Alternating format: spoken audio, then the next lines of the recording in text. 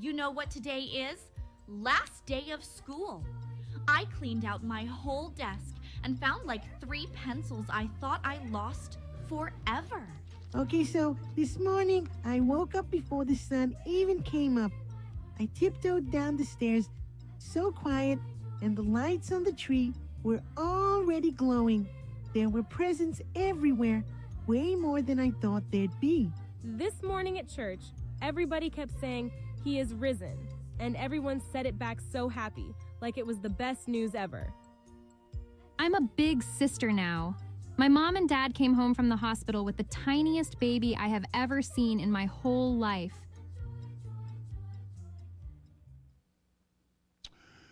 Jump for joy, because all joy will be the topic we'll be talking about, looking at in message today. Let me ask you, in your life, have you ever been working on something, a project, just something, a toy, anything that, and you put it together, you follow the instructions, but it doesn't work. You get to the very end, you're all excited, you plug it in, you push the button, the lights don't come on, the toy doesn't work, the machine, whatever it is, and you say, this just doesn't make sense. Man, I don't know about you, but anybody say that? Hey, anybody ever say that? This just doesn't make sense? Because, man, I say that all the time. I say that to more than I want to say that. This just doesn't make sense. Like when I'm working on a Christmas toy for our grandchildren, I put it all together. I'm all excited. It's going to work. Here we go. Can't wait to give it to them. Nothing. I'm pulling my hair out. I can't figure it out. And hours later, in fact, if my family says, you know, it's going to take about an hour, and about 8 hours later, I'm still working on whatever it is, and I'm saying this just doesn't make sense. Or like when I try to go to sleep at night.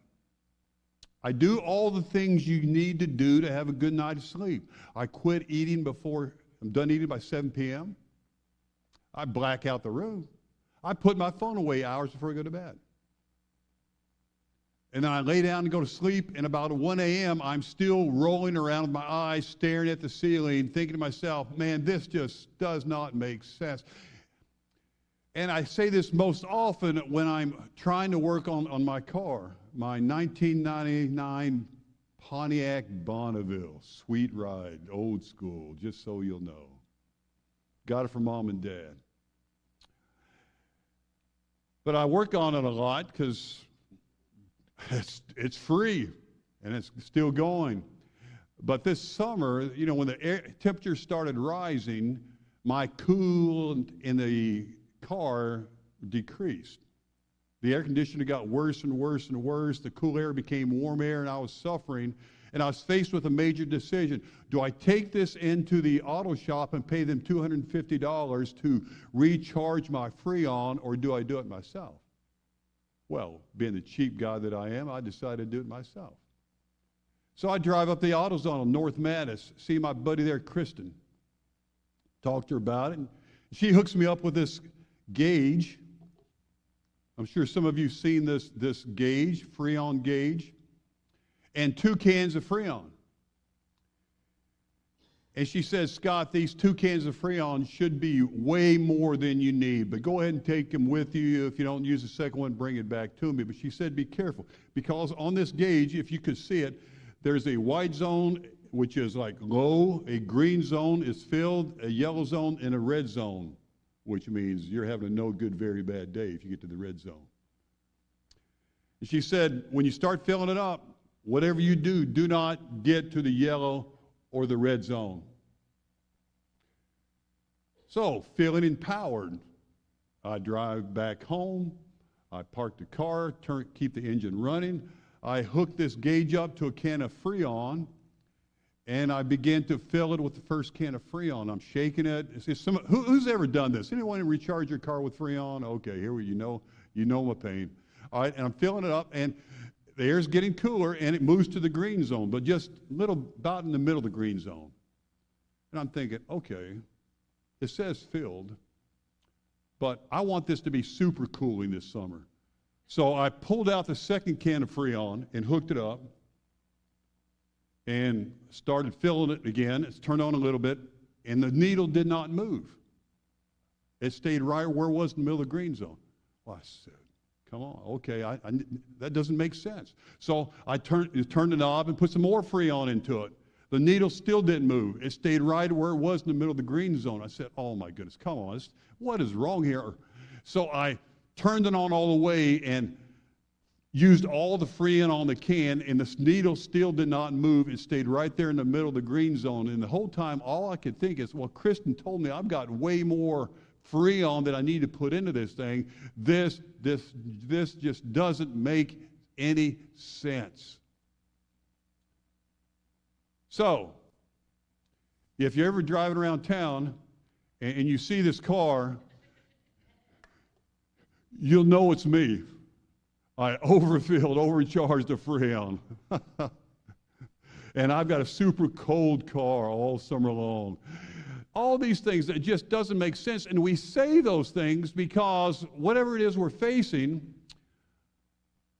it doesn't make sense with the knowledge we have at that moment in time. And sometimes we encounter Bible verses that are exactly the same way. We read the verses, and we read it again, and we read them again, and no matter how many times we read them, they simply do not make sense. And that's the passage we'll be looking at today. Passage from the book of James, written by Jesus' brother around 50 AD or so. And he's writing to believers that were really suffering at that time. And he shares these words. James, a servant of God and of the Lord Jesus Christ, to the 12 tribes scattered among the nations, greetings. Consider it pure joy, my brothers, whenever you face trials of many kinds, because you know that the testing of your faith develops perseverance. Perseverance must finish its work so that you may be mature and complete, not lacking anything.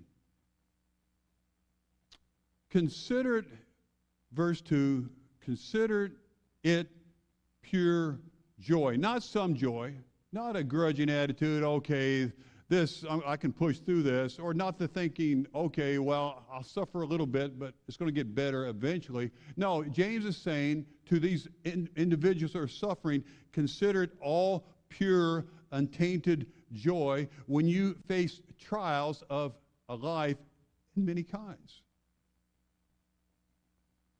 But joy and trial in the same sentence simply do not make sense. Joy is what you feel when God is filling you. You're at a wedding, a baby is born, everything is going well, the world is full of light, and trials are when things are hard and the world is dark and you can't even see the light. And to place these two realities together, on the one hand, joy, on the other hand, trials, and to say have pure joy in the middle of their hard trials, just do not go together, do not make sense. And James is not offering a suggestion here. He's not saying, hey, this would be a good idea. He said, no, this is a command. This is the way of Jesus. This is how you need your life to do this. Now, before, and some of you may be thinking, okay, Scott, you're right. This does not make sense. I'm checked out. This does not, you can't get me to where I need to be here. But before we do that, let's take a moment to try to understand, to see what James is really saying.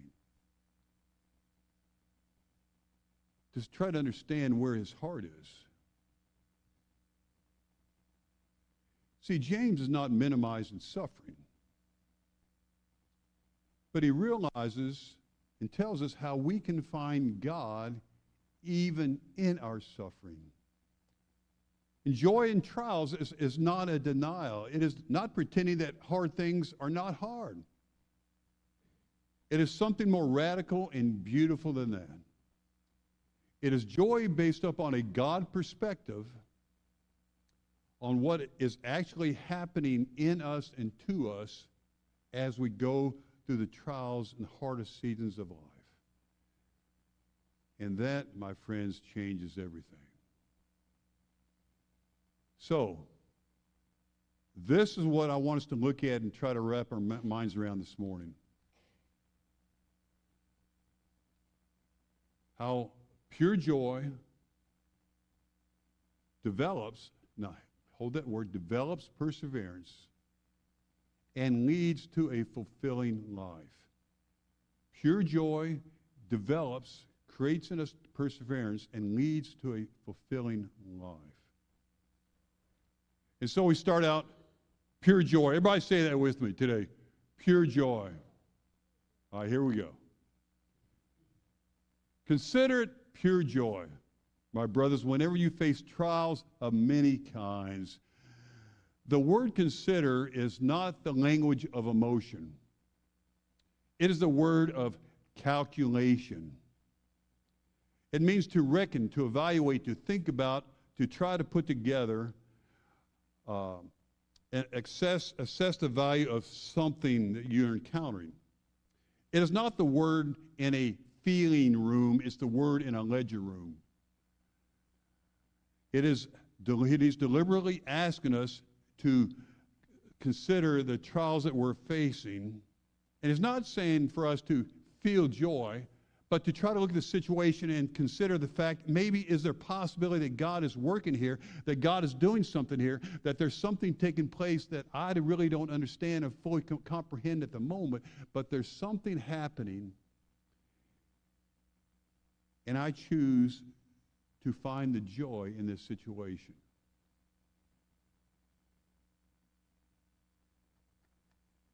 This is a choice. This is an act of the will. And I want you to know, because I know this, that it is not easy.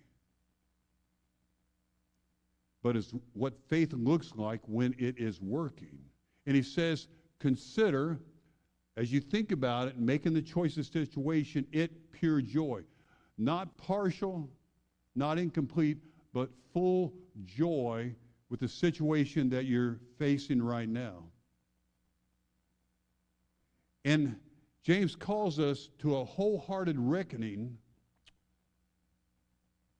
that maybe there's something here that is God's category of things worthy of joy. And he says, consider it pure joy, my brothers, whenever you face trials of many kinds.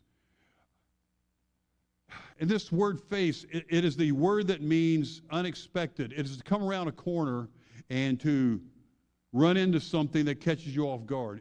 It is coming to be walking along and to come to the edge of a cliff and you're ready to fall over and you didn't even know the cliff was there. Carol and I were eating at a restaurant last night. We were celebrating our late anniversary. But it was interesting because they had waiters and waitresses going around this corner to get to the kitchen area. And every time they got to the corner, they said, corner. And everything, corner. So everybody saying corner, corner, corner, corner, corner, to make sure that they didn't run into each other as they came around the corner, to run into something unexpectedly. And it really got sort of annoying. But that's sort of the sense of this. Trials do not come expectedly. We do not look at our calendar and put, hey, I'm going to have a trial today. They're there, and we don't know they're there, but they're waiting for us, and then when they confront us, we face them, they ambush us. And James says, whenever you face, it's not if you face or if you might face, that only certain people in life, unlucky people, have trials. The reality is we all have trials. Right now, a lot of us are in trials. We've been in trials for many years. We will be in trials that lie ahead of us. And there are many kinds, very diverse, not specific. Many shapes. Illness and grief, financial collapse, professional failure, relational betrayal, spiritual dryness, the silence of God, the grief of a child who's run away and left us, or a marriage that is failing. James is not describing one specific kind of suffering because it is the human condition that we all go through trials, we all suffer. It is part of what it means to be alive. And yet James says to have pure joy. But this just does not make sense. Joys and trials. So then James takes us to help us to wrap our minds around it and provide an explanation of what he's saying. And he's talked about pure joy, but then he talks about this pure joy which develops perseverance. Say that with me. Develops perseverance.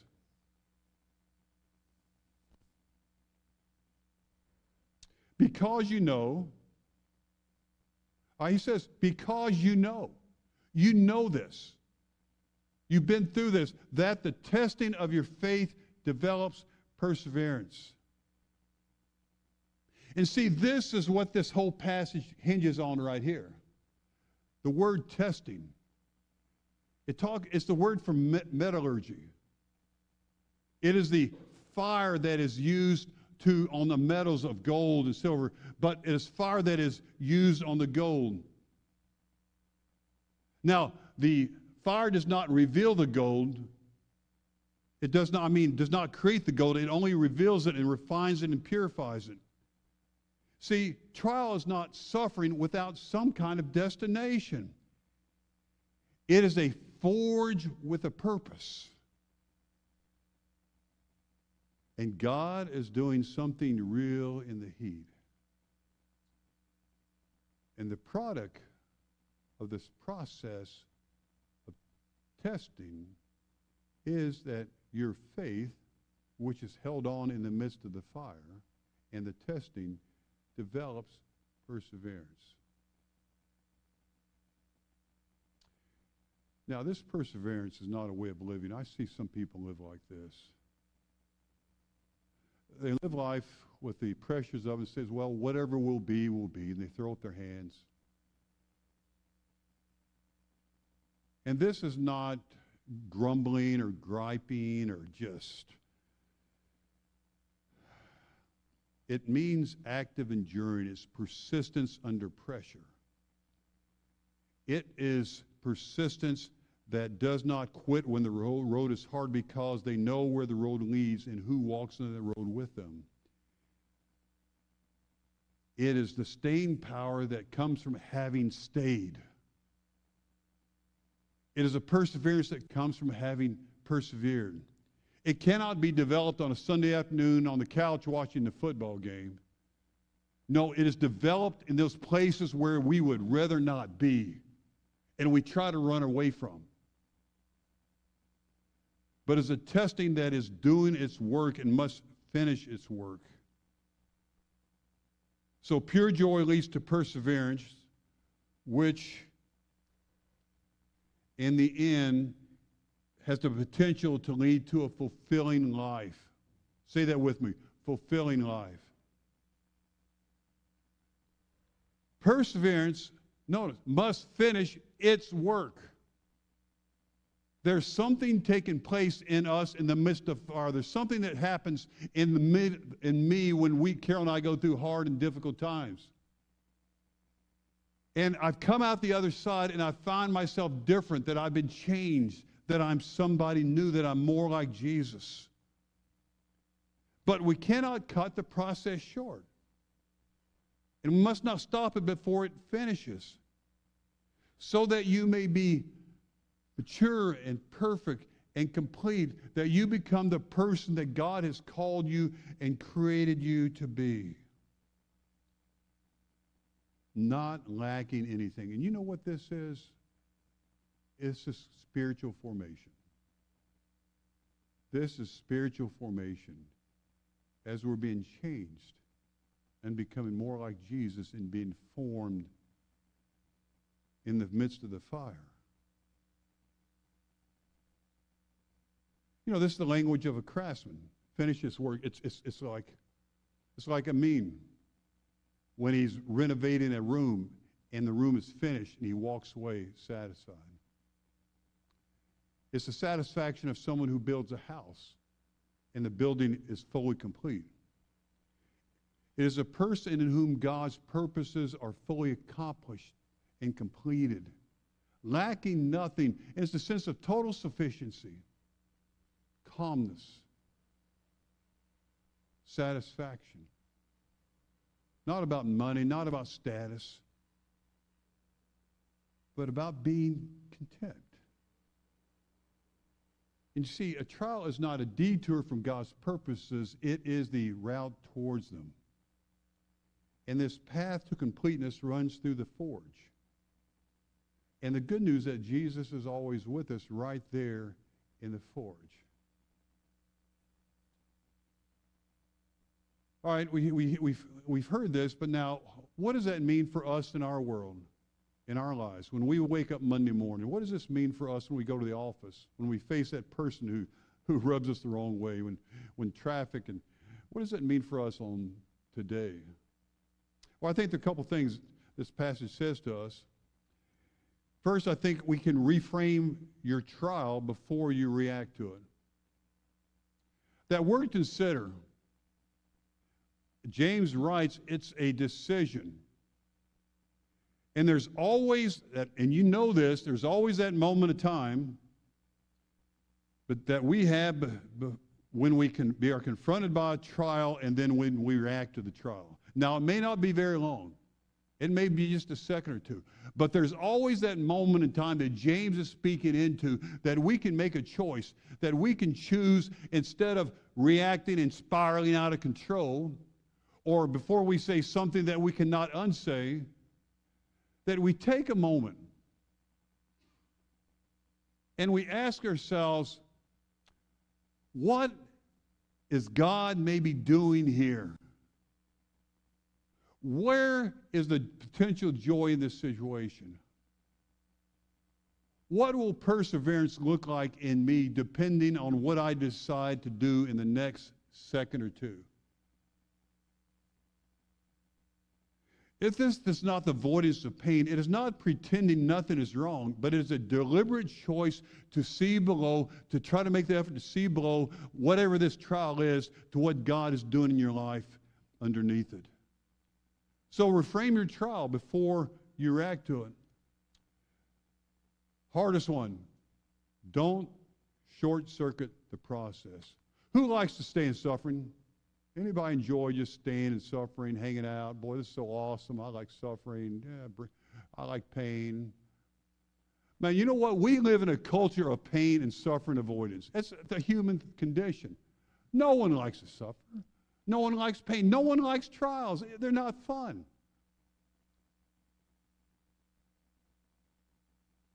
But James is submitting that in the midst of these trials, there are things that can be learned that we cannot learn any other way. And instead of maybe trying to rush through it and get it over with, get it behind us, which is our nature, maybe take time in the midst of it to seek God in the midst of it, to pray right there in the middle of it.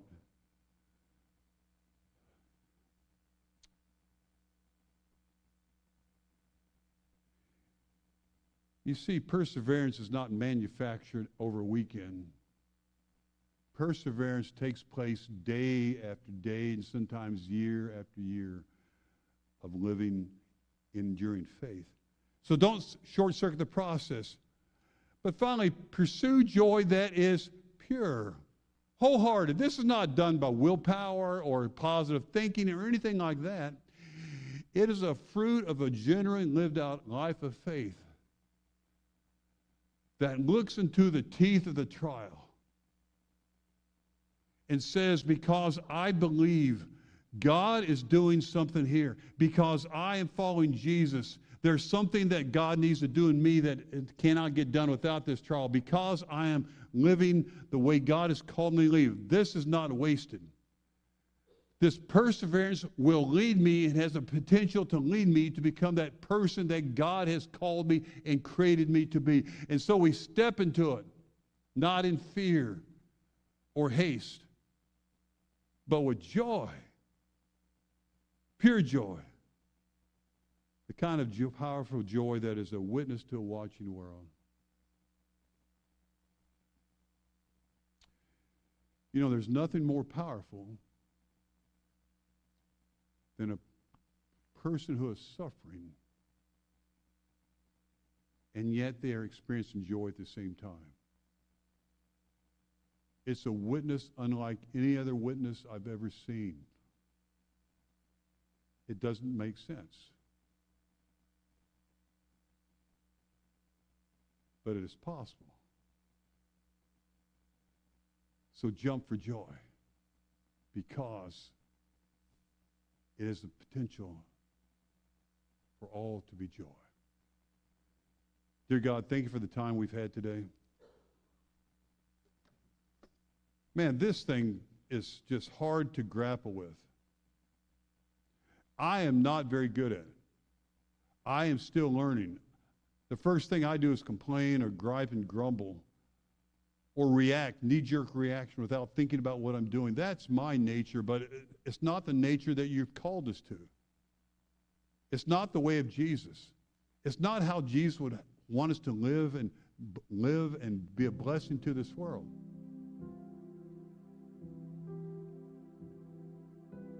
Pure joy in the midst of the trials. Dear God, we can't get there by ourselves. I can't get there by myself. It takes you working and living in us, and doing in us, and changing us to become more like Jesus, to form us, that one day we will be full and complete. And you'll be there opening your arms and say, welcome home, my son. Welcome home, my daughter. Well done. Well done.